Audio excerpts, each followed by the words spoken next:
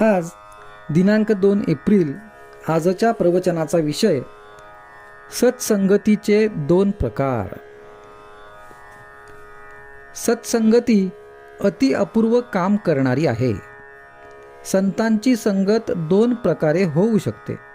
एक संतांच्या देहाची आणि दुसरी संतांनी सांगितलेले साधन करीत राहण्याची.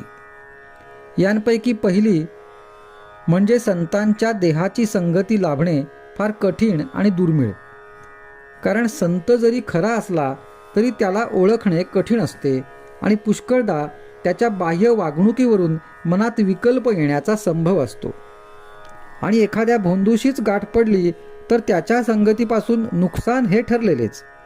म्हणून पहिला म्हणजे संताच्या देहाच्या संगतीचा मार्ग हा पुष्कळदा धोक्याचा ठरण्याचा संभव असतो.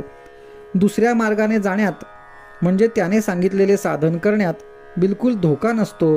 कारण खरा संत काय किंवा भोंदू साधू काय कोणीही झाला तरी तो दुसऱ्याला सांगताना खरे आणि बरोबर असेल तेच सांगेल.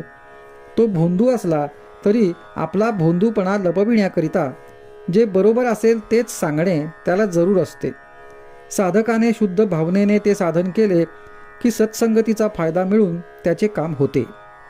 खऱ्या संताच्या देहाच्या संगतीचा लाभ जर दैववशात प्राप्त झाला तर काम मात्र बेमालूम होते.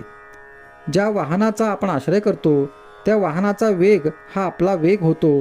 फक्त त्या वाहनात निश्चल बसून राहणे एवढेच आपले काम असते. तसे आपण खऱ्या संताजवळ नुसते पडून राहावे. संताच्या संगतीत आपली कृती अशी काही नसतेच, नुसते अस्तित्व असते. त्यामुळे अहंकाराला वाव न राहून वासनेचा क्षय व्हायला फार मदत होते. तुकाराम महाराजांनी देवाजवळ धनसंपदा मागितली नाही, मुक्ती देखील नको असे म्हटले, फक्त संत संगती दे असे म्हटले. संत संगाने नाम घेण्याची बुद्धी येते. बुद्धीची स्थिरता ठेवणे हे फक्त नामानेच साधेल. नाम जरूर तेवढे ठेवते आणि बाकीचे नष्ट करून टाकते. पण अनन्य भावाने नाम घ्यावे. नाम घेता घेता बुद्धीला स्थिरता येते आणि मग मनात विकल्प न येता संतांच्या देहाच्या संगतीचा खरा फायदा घेता येतो. सत्संगतीत कष्टाशिवाय ईश्वर प्राप्ती होते. सत्संगतीत साधने आपोआप होत असतात. त्यांच्या पूजनाबरोबर पूजन, भजनाबरोबर भजन, श्रवणाबरोबर श्रवण आणि स्मरणाबरोबर स्मरण आपोआप होते. सत्संगतीत स्वतःची विस्मृती होते आणि नामस्मरण घडते. म्हणून प्रयत्नाने संत संगती करावी.